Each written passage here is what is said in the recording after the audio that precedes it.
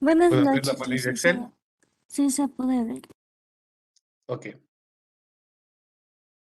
Rápidamente, creo que tenían que haber llenado las otras dos columnas, ¿no?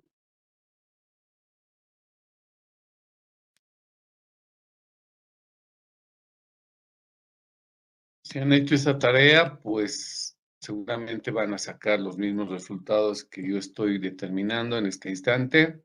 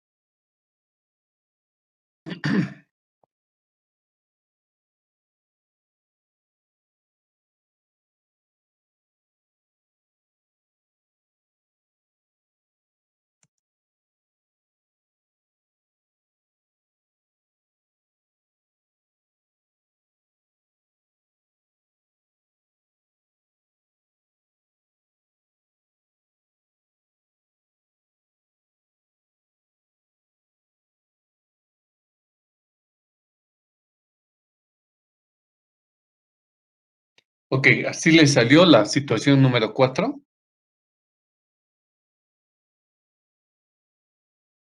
Sí, licenciado.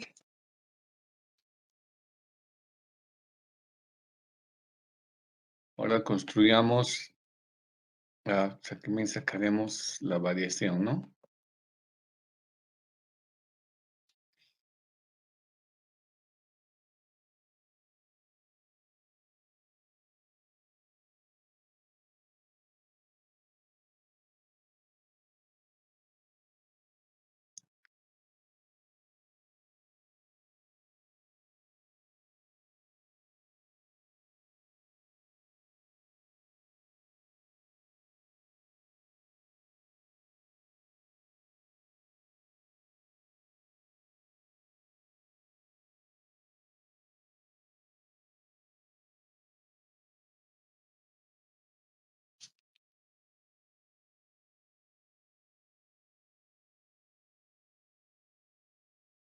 Ok.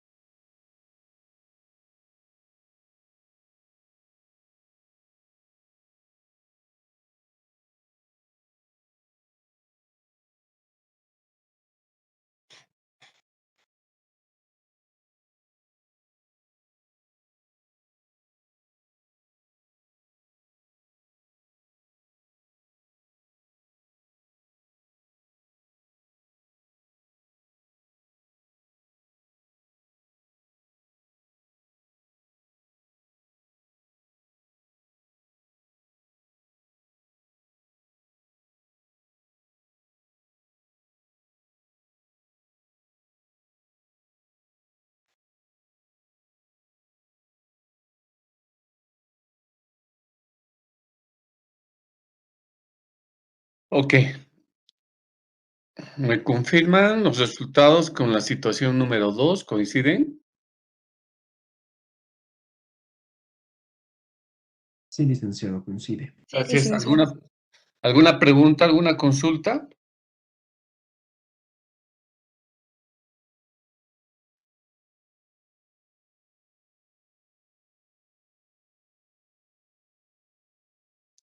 Bien, si no hubiese, sigamos. Bueno, con estas 4 situaciones hemos trabajado con incrementos de ventas y disminuciones de ventas en distintas magnitudes, ¿no? Hemos incrementado las ventas inicialmente en un 20%, con la situación 2 hemos aumentado un 66%, y en la situación 3 y 4 hemos reducido las ventas un 16% y un 33%. Ok. Y después hemos sacado los porcentajes de modificación o de variación en el resultado operativo, UAI, donde en la situación 1 se nos incrementa la utilidad en 55%, en la situación 2 mucho más, en 184%. Y cuando bajan las ventas, bajan también nuestras utilidades antes de intereses, antes de impuesto, en un 46% y luego en un 92%. Ya cuando entramos a la parte financiera, deduciendo los costos fijos financieros y los costos variables financieros, en el caso de la situación 4, pasamos a tener una pérdida neta de gestión. En cambio, en los otros 3 casos, tenemos una utilidad neta de gestión. Y porque tenemos pérdida, por eso precisamente en la situación 4 no existe un impuesto a las utilidades de la empresa. Ok, sobre la base de eso, ahora vamos a calcular el índice de apalancamiento operativo. ¿Cuál es la definición? En la transparencia habíamos dicho que el índice de apalancamiento operativo era la variación que se daba en las utilidades antes de intereses, antes de impuesto, sobre la variación de las ventas. De las ventas en unidades físicas, por si acaso.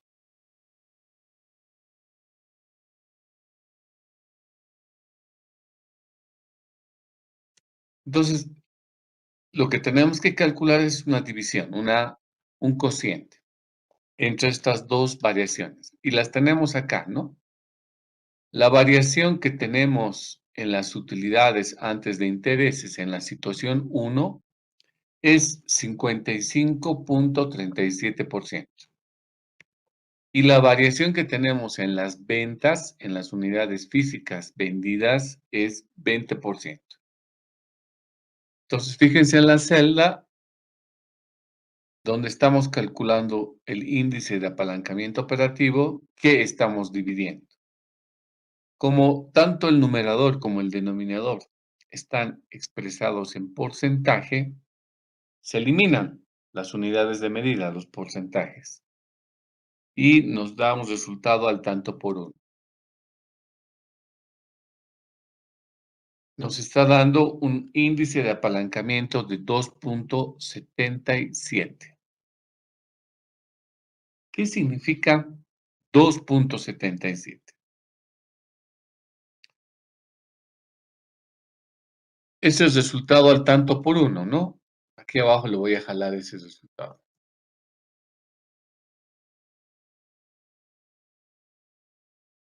Cuando estamos hablando de una expresión algebraica, es decir, si tenemos una fracción, lo que nos está diciendo es la relación que existe en estas dos variables, entre las ventas y la utilidad antes de intereses, antes de impuesto.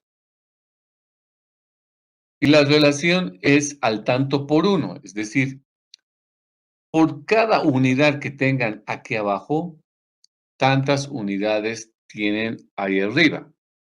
En el denominador, es decir, la unidad que está abajo de la fracción, el denominador, son las unidades físicas vendidas.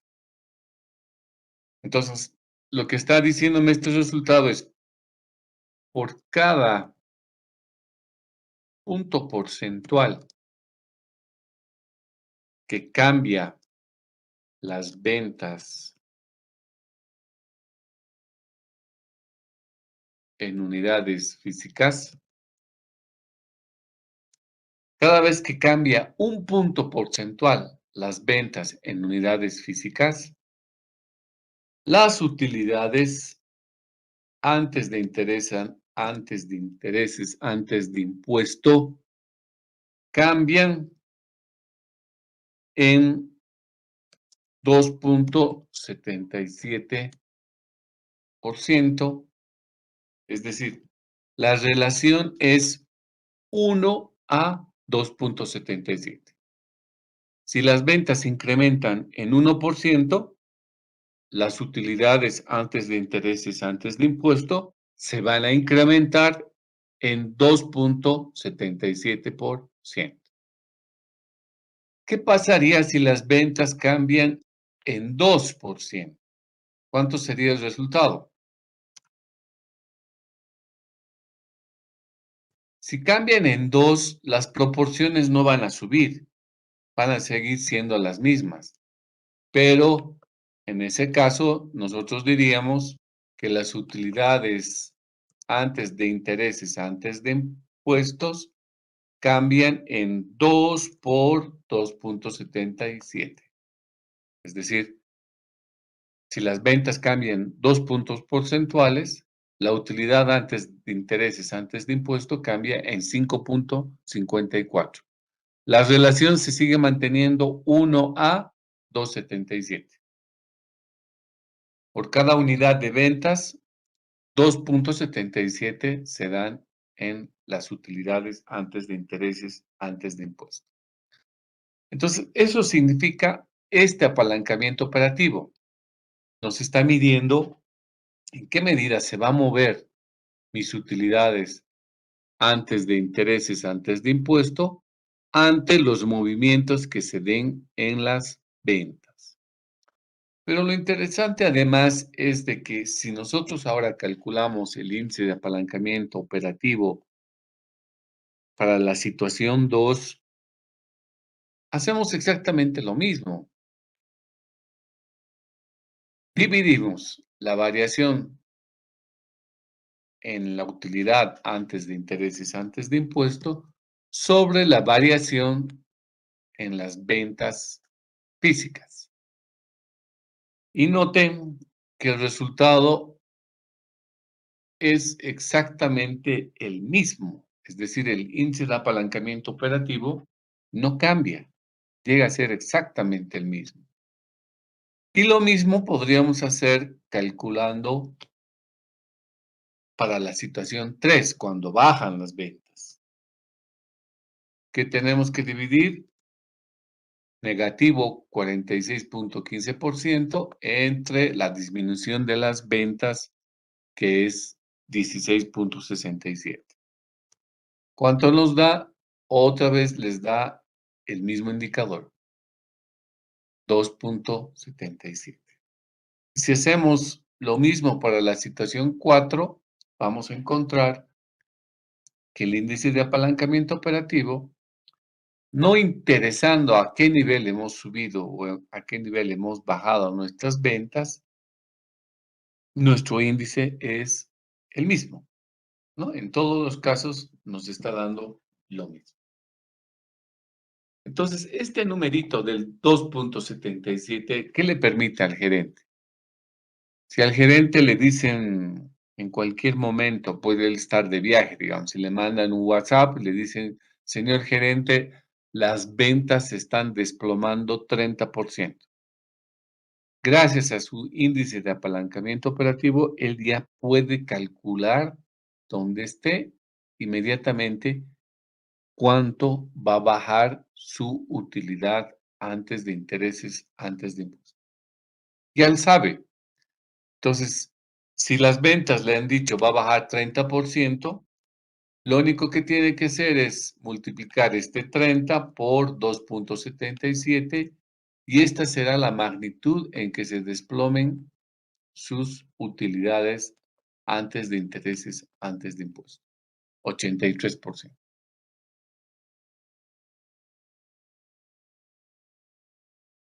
Entonces, así de sencillo, el gerente tiene una herramienta para poder ver el impacto que va a pasar en su empresa producto de una disminución en sus ventas. ¿Ok?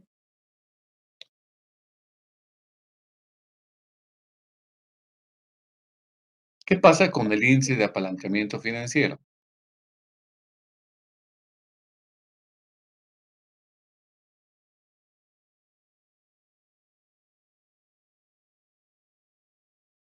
En las transparencias habíamos dicho que el índice de apalancamiento financiero venía de dividir las variaciones en la utilidad antes de intereses, antes de impuesto,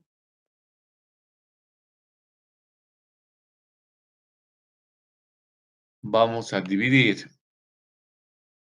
Abajo va a estar las variaciones de la utilidad antes de intereses, antes de impuesto, y arriba que va a estar las variaciones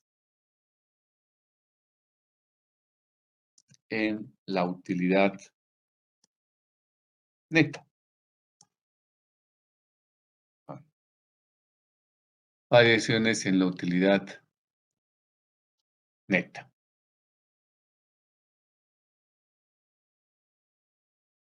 Y estas variaciones también ya las tenemos calculadas, ¿no?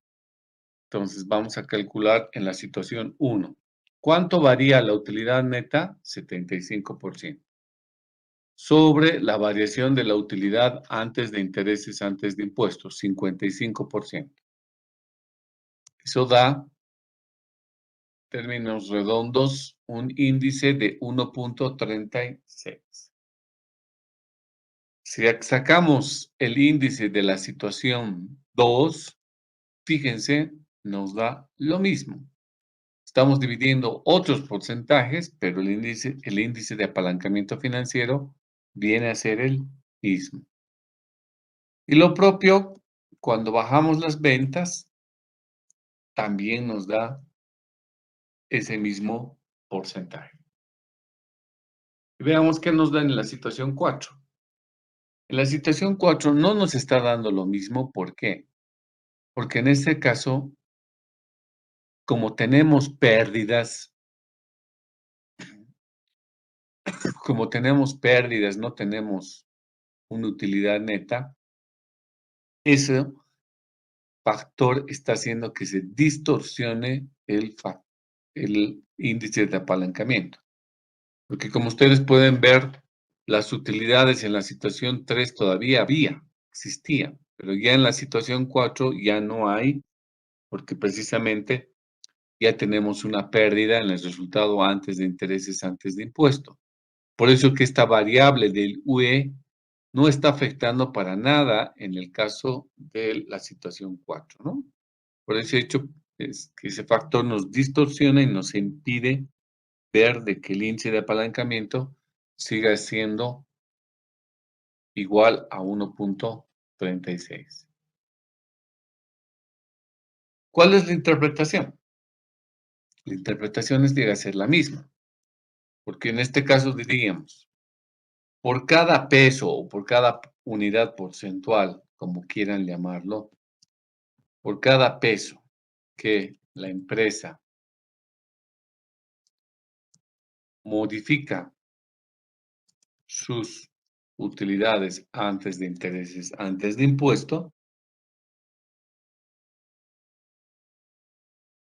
cada vez que cambia en un peso hacia arriba o hacia abajo las utilidades antes de intereses, antes de impuesto, Las utilidades netas de gestión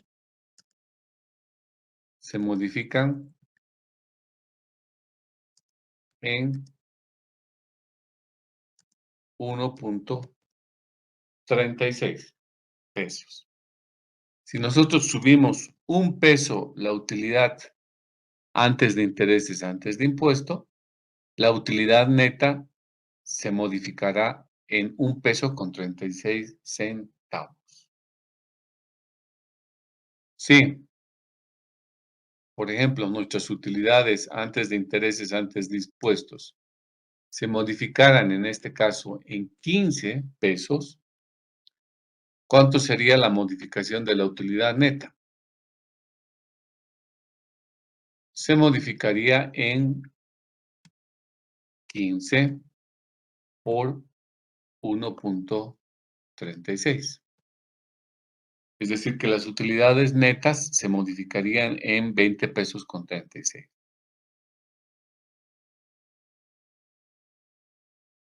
Entonces, otra vez el gerente ya sabe 8 de sus parámetros en el caso de que sus ventas vayan a subir o vayan a bajar.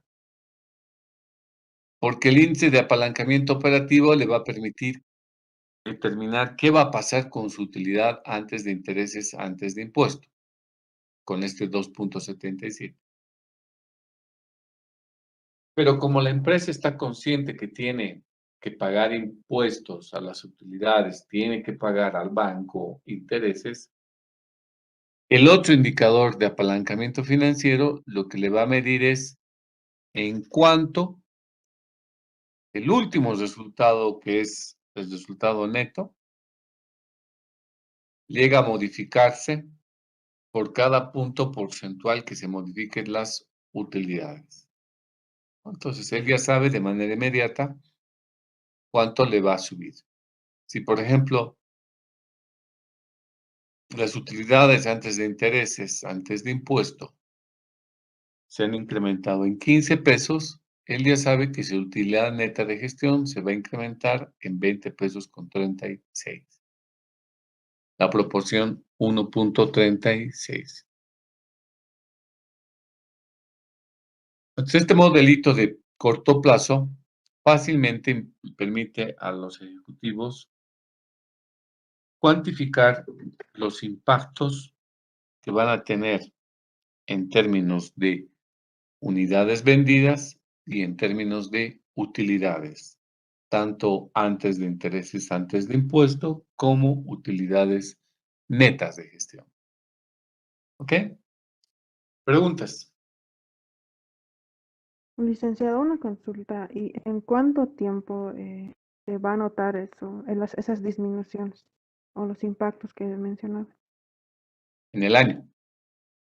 En el año porque lo que estamos armando es, tú has armado un estado de resultados anual que está reflejado en la situación inicial, ¿no? Si el próximo año piensas de que tus ventas pueden subir de 150,000 a 180,000, tú ya tienes determinado cuál va a ser tu nuevo nivel de utilidad neta de gestión. En ese caso estamos hablando de 219,000.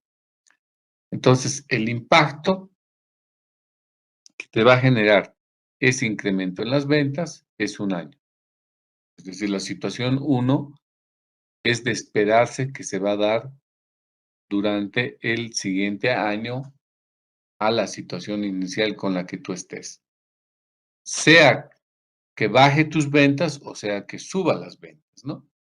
Porque el próximo año también podríamos haber asumido la otra hipótesis, que las ventas van a bajar de 150,000 a 125,000. Entonces, ¿van a bajar mis utilidades? Sí, van a bajar. ¿En qué tiempo? En el transcurso de un año. Estamos modelizando, ¿no?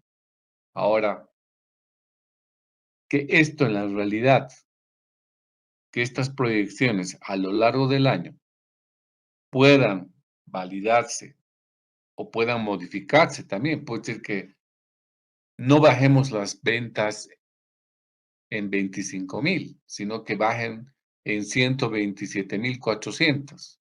Puede ser.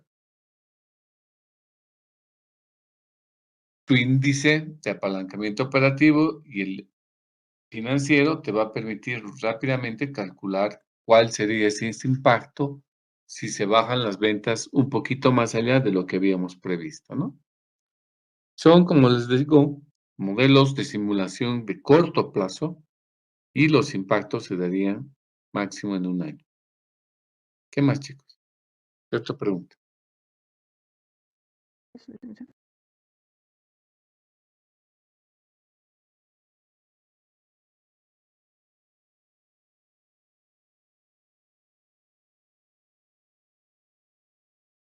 ¿Eso es todo?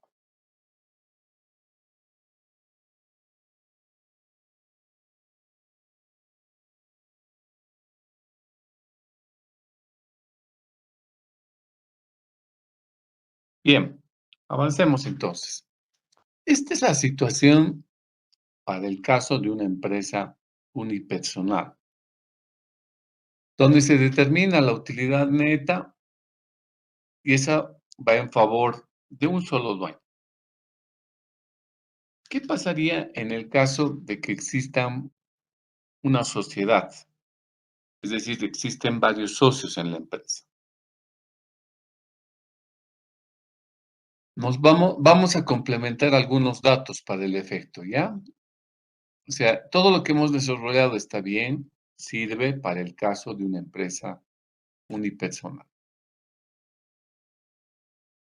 Ahora vamos a desarrollar cómo calcularíamos el índice de apalancamiento financiero para una empresa societaria.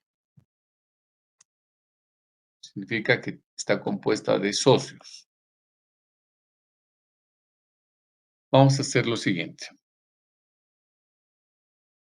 Vamos a asumir que tenemos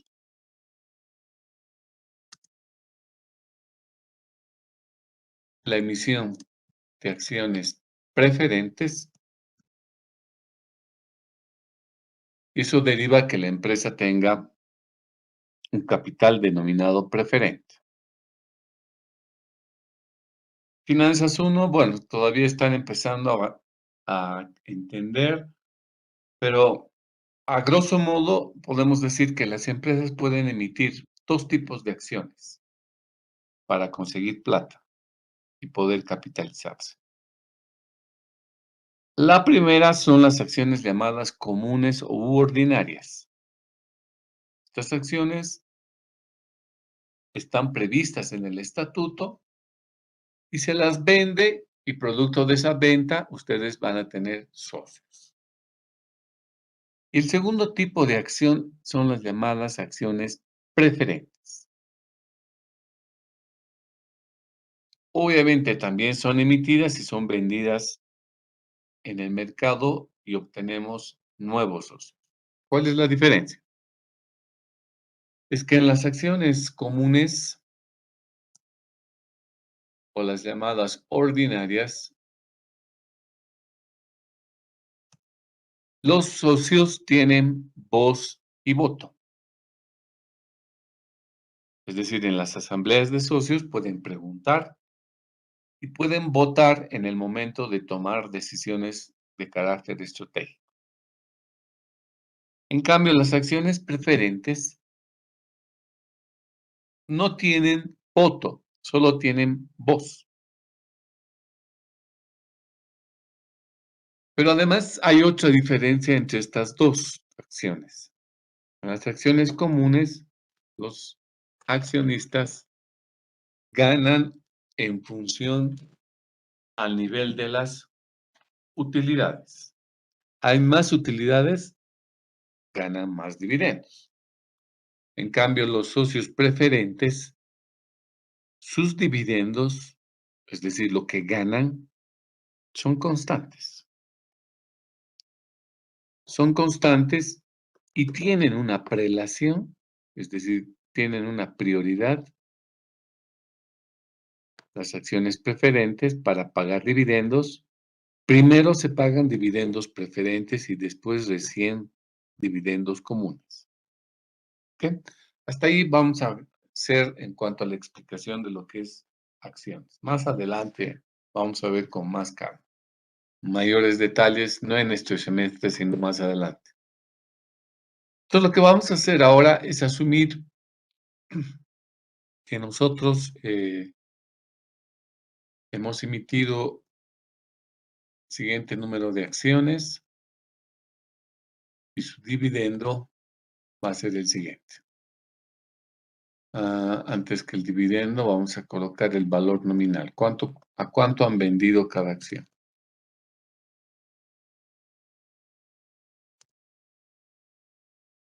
A ver, vamos a pensar de que hemos emitido 1000 acciones, cada acción a 100 pesos y vamos a reconocer un dividendo del 3%. Entonces,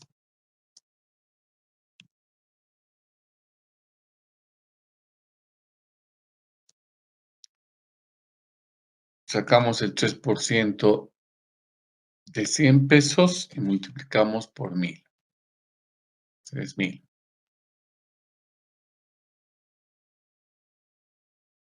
Ya, ¿cómo estamos calculando? La empresa entonces ha emitido acciones preferentes a 1000 pesos. 1000 acciones, perdón. 1000 acciones preferentes. Cada acción ha vendido a 100 pesos. Y el dividendo preferente que está fijado es 3%. Entonces, cada fin de año, ¿qué es lo que ganan los socios preferentes? El 3% de la plata que han puesto. ¿Cuánto han puesto? 100 pesos. 3% de 100 pesos es 3 pesos. 3 pesos multiplicado por 1000 acciones les da los 3000 que tienen que pagar por concepto de dividendos. ¿Listo? Y en acciones comunes, vamos a asumir que hemos emitido 2000 acciones comunes. Estas acciones tienen otro precio, tiene 240 pesos cada acción.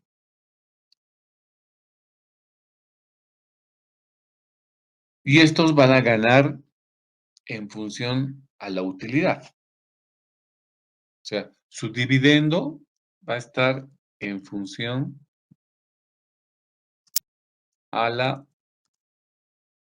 utilidad disponible. Ahorita les voy a enseñar cómo sacamos la utilidad disponible. Entonces, a diferencia de los socios preferentes, los socios comunes no está asegurada su ganancia, no es constante su ganancia. Cambia. ¿Y cambia en función a qué? Al nivel de las utilidades.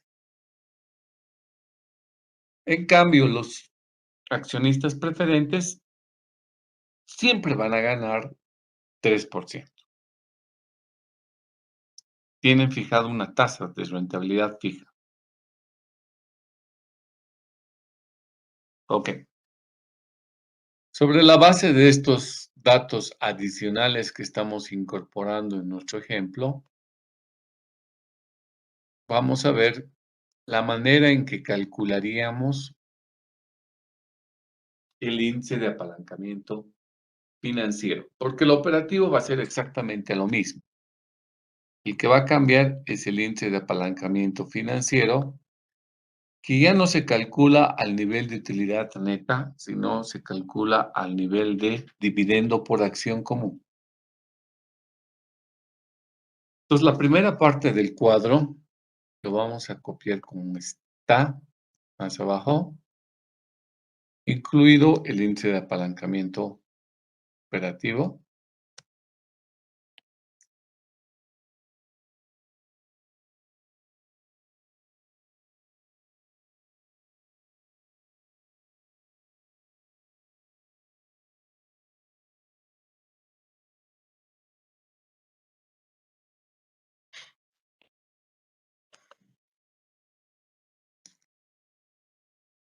Vamos a copiar los datos.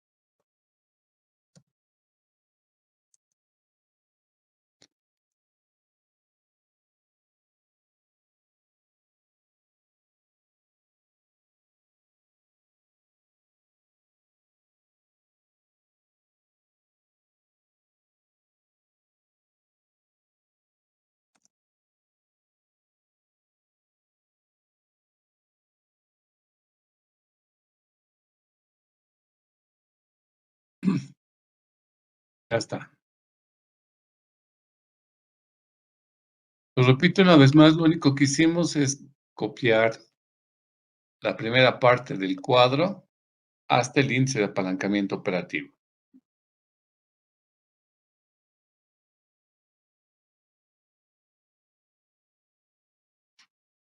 La segunda parte del cuadro vamos a llenar lo mismo hasta la utilidad neta.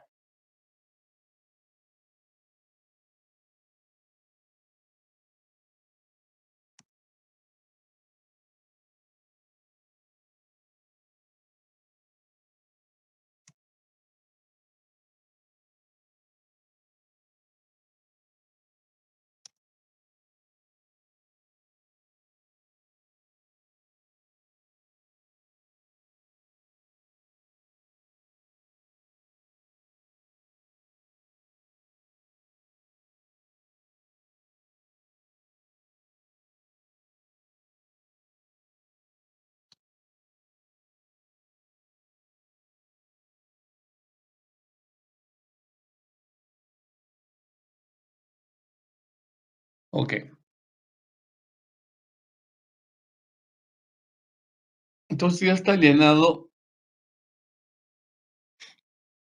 hasta el índice hasta el resultado neto de gestión. Esta última fila no me interesa, lo voy a borrar.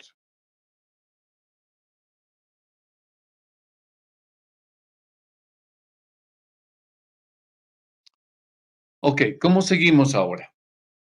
Una vez que la empresa ha determinado su utilidad neta de gestión, aquí tenemos un error, ¿no? En la situación inicial es utilidad, 125.250.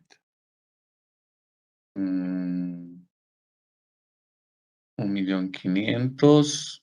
Aquí tengo un error.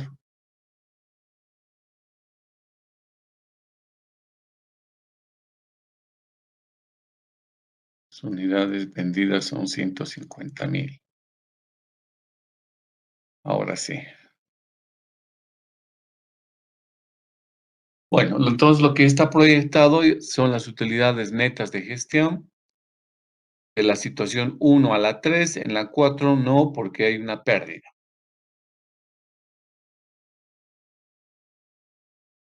Ahora, ¿de dónde se supone que vamos a sacar plata para pagar dividendos? A los socios comunes y a los socios preferentes. Ay, diablos, nos hemos borrado, ¿no? Ah, no, acá está. Necesitamos pagar dividendos a los socios preferentes y si hay plata, a los socios comunes. ¿De dónde salen esos recursos? Salen de las utilidades. Entonces, ¿qué vamos a hacer? ¿Cómo vamos a continuar? Lo primero que vamos a hacer es quitar lo que se llama la reserva legal en nuestro país. ¿Qué quiere decir reserva legal? La norma nos dice que cada vez que una empresa tiene utilidades, de manera obligatoria debe quedarse el 5% en su empresa. no lo puede distribuir mediante dividendos el 100% de la utilidad. Sí o sí debe quedarse 5%. Y ese porcentaje está en la norma. Entonces, por ejemplo, del año de la situación inicial, nosotros obtuvimos un resultado neto de gestión de 125,250. Bueno, la norma le dice ahora, de esta plata, tú tienes que dejar en la empresa, sí o sí, 5%.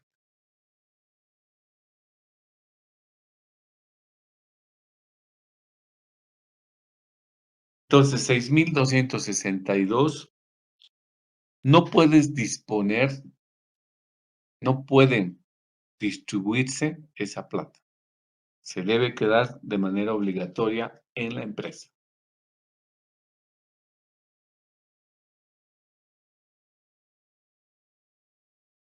Y va a darse esto en todos los casos donde haya utilidades. ¿Dónde no se da? En la situación 4, porque no hay utilidades, hay pérdida. Hay pérdida de 42,500. Y de ahí no se saca el 5% de la pérdida. No, solamente de las utilidades. Ok. Luego, ¿qué se debe separar? Se debe separar los dividendos de los accionistas preferentes.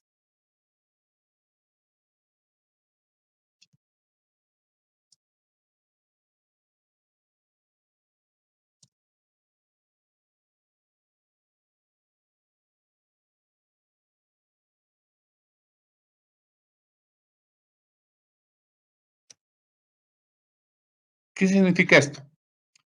Que de la utilidad que obtuvimos, 5% ya se está yendo a la reserva legal. No tengo nada que discutir. Pero hay otra variable que tampoco no podemos hacer nada para discutir, que es los dividendos de los accionistas preferentes. Como parte de las acciones preferentes, habíamos dicho, tienen una rentabilidad constante, fija, que no sube ni baja todos los años. En el ejemplo que nos pusimos, ¿esto cuánto es? 3%.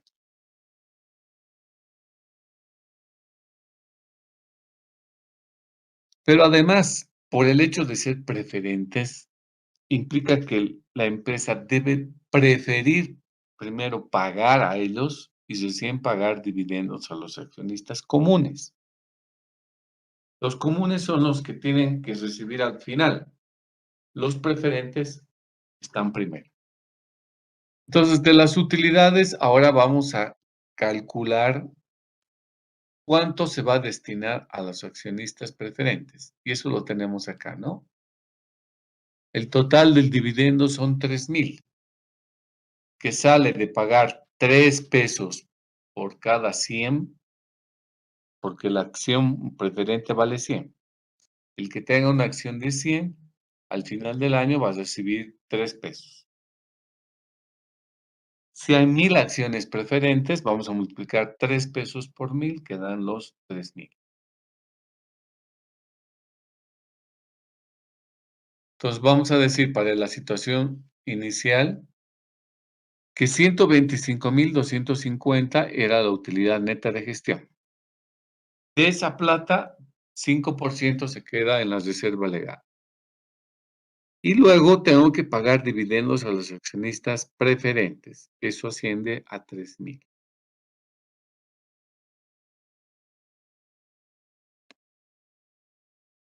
Esa situación se mantiene para todos los escenarios, porque al accionista preferente no le importa si ustedes suben o bajan sus ventas, él les va a reclamar sus 3,000 de dividendo fijo.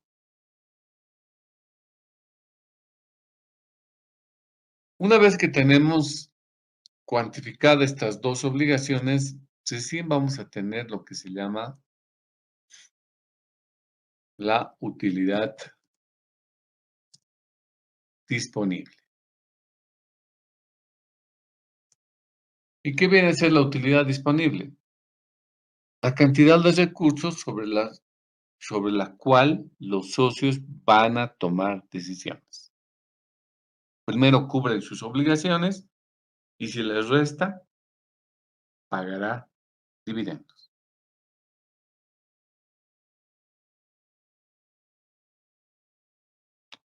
Para la situación inicial, entonces, teníamos 125,000, 5% se va a ir a la reserva y 3,000 a los dividendos preferentes. ¿Cuánto me va a quedar? 115,987. Sobre esta plata, ahora los accionistas comunes pueden hacer lo que quieran. Pueden repartirse todito, o repartir la mitad, o una cuarta parte, no sé. Eso ya depende de cada empresa. Entonces, calculamos esa utilidad disponible en todos los casos, excepto el año 4. ¿Por qué? Porque tenemos pérdida. Por ese motivo.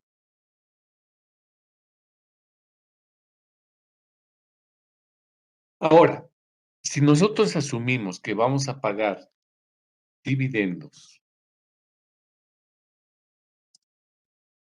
por cada acción común que la empresa tiene emitida, significaría en la situación inicial que 115,987 lo vamos a dividir entre todos los socios ordinarios. ¿Cuántos socios ordinarios son? Ahí está.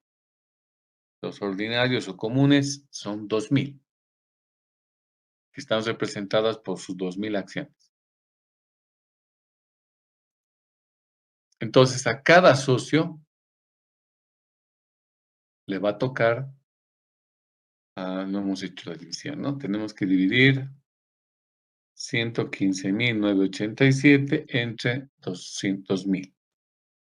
O sea, cada accionista le va a tocar 57 pesos con 99 centavos.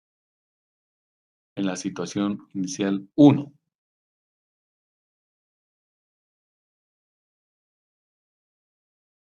En la situación inicial, ¿no? Y en la situación 1 será dividir la utilidad disponible entre el número de socios comunes, 2,000. Nos sale más, ¿por qué? Porque incrementamos más la utilidad. Entonces, los números de socios siguen siendo los mismos, pero al tener más utilidad, entonces podemos tener un mayor nivel de dividendo. En la situación 3 será repartirnos 414,000 entre los 2,000 socios.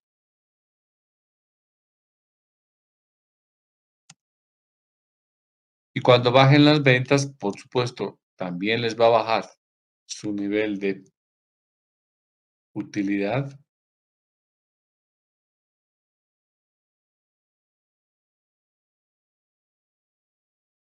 A 20 pesos con 68 centavos.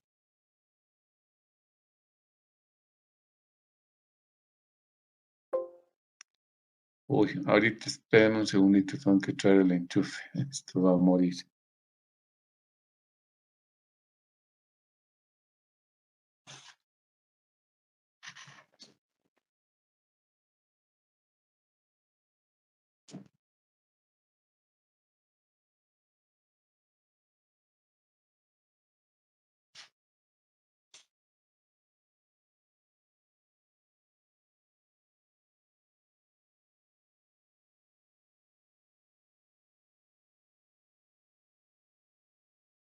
Ok.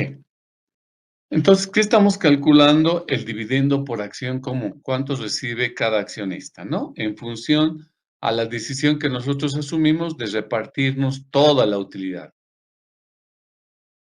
Esa es la decisión. Ahora, ojo, no siempre en las empresas asumen distribuirse toda la utilidad. Depende de cada empresa. Porque también podríamos haber pensado, por ejemplo, De la utilidad disponible, la mitad nos distribuimos y la otra mitad se queda dentro de la empresa. Entonces, ese sería el caso de una empresa donde dice, en lo que se llama la política de dividendos, cómo se van a repartir los dividendos comunes. En ese documento que se llama política de dividendos, que es un tema que lo vemos más adelante en Finanzas 2, se decide cuánto de las utilidades se va a distribuir. En el ejemplo que estamos haciendo, repito una vez más, estamos asumiendo que todito nos distribuimos por concepto de utilidad, toda la utilidad disponible. Y por eso estamos recibiendo fuertes niveles de dividendos. Pero la empresa puede haber decidido también no repartir todito, sino simplemente el 90%. Entonces, si fuese el caso, hasta aquí estamos bien, ¿no? Voy a poner una línea más para decirles. Si, por ejemplo, nosotros hubiéramos agregado a esta utilidad disponible, ¿ya? Pero la empresa asume como política de dividendos distribuirnos el 40% y el resto se reinvierte. Esa es su política. Entonces, lo que tenemos que calcular en este caso es cuánto nos vamos a repartir. El cuánto estará dado por el 40%, porque esa es su política. Y dice entonces, no nos vamos a repartir todo, solamente el 40%. Si este fuese el caso, entonces, ¿cuánto sería el dividendo por acción? ¿Cuánto recibiría cada accionista por acción? Dividimos lo que vamos a distribuir, el 40% de la utilidad neta, entre los 2,000 socios que tenemos. Entonces, recibirían 23 pesos con 20 centavos en el año inicial, 41 pesos con 11 centavos si llegan a aumentarse las ventas, 82,91 en la situación 2 y así sucesivamente hasta la 3.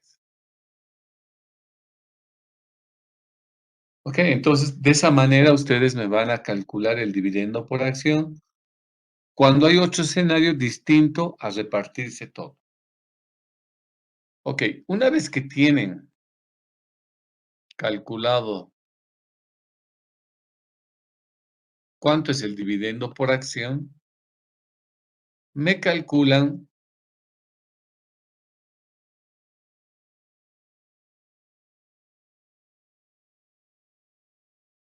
me van a calcular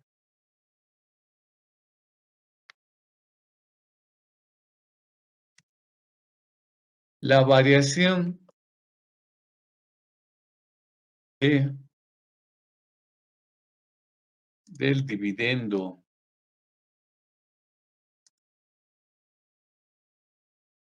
por acción común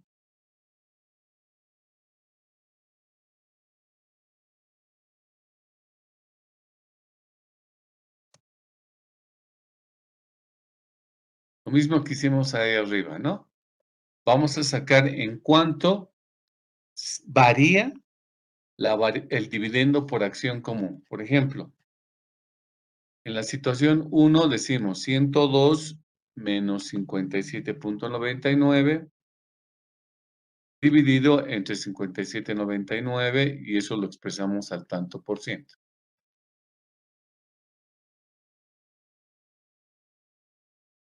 Que estamos calculando el porcentaje en que varía el dividendo por acción. Para la situación 2 hacemos lo mismo. Decimos 207 menos 57,99 dividido entre lo que era al principio. En este caso hay 257,39%.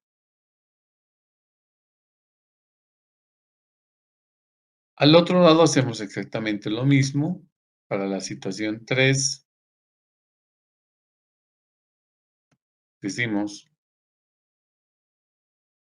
20.68 menos 57.99 dividido entre 57.99.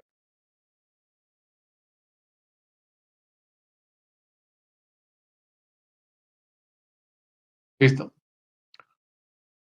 Una vez que tienen la variación del dividendo por acción, el índice de apalancamiento financiero es dividir la variación de los dividendos por acción común entre la variación de la utilidad antes de intereses, antes de impuestos.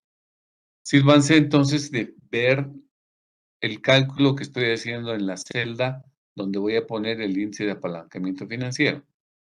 Estoy dividiendo la variación de los dividendos por acción común entre la variación del el resultado operativo o la utilidad antes de intereses, antes de impuestos. Nos da 1.39. Para el siguiente nivel, igual les va a dar 1.39 y cuando las ventas bajen, también igual les va a dar el 1.39. La interpretación es la misma, simplemente cambian las variables. Ustedes dirían por cada punto porcentual o por cada peso que los dividendos comunes se incrementan, la acción por dividendo se incrementa en 1.39 pesos. La interpretación es exactamente la misma, no tiene para qué preocuparse. Simplemente son las variables con las que tienen que comparar.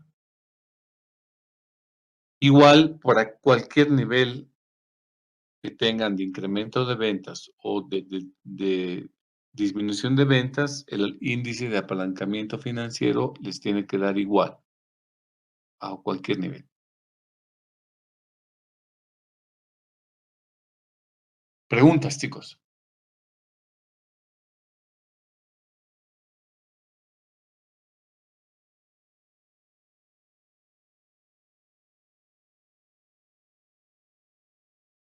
Ok, si no hay más preguntas, entonces lo vamos a dejar acá. No se olviden, el próximo miércoles tenemos examen a las 10 de la noche. Las instrucciones ya van a estar en el Moodle. El examen no va a comprender el índice de apalancamiento. Es en esta parte.